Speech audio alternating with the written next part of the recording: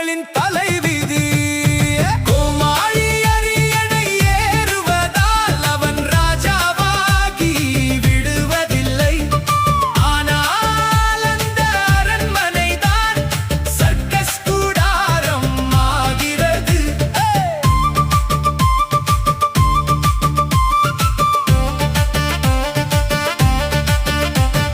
சட்டம் ஒழுங்கு பிரச்சனைகள் சந்திக்கு சந்தி நடக்கிறது.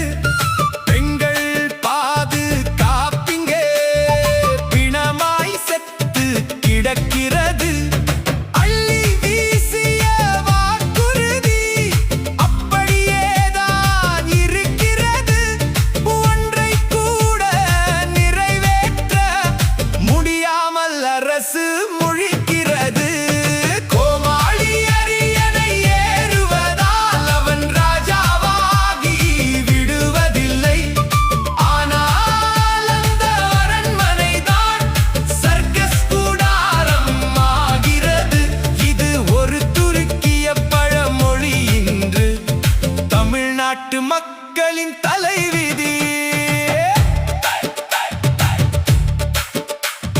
பொறுப்புள்ள பதவியில் இருந்தாலும் அடிப்படை அறிவு வரவில்லை.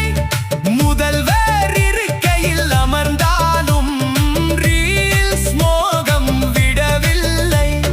பம்பரமாக சுழலுவதாய் பந்தாவாக நடிக்கின்றாய்.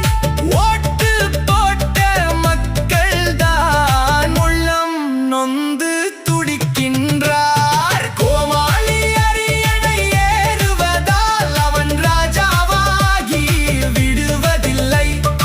ஆனால் அந்த அரண்மனைதான் சர்க்கஸ் கூடாரம் ஆகிறது.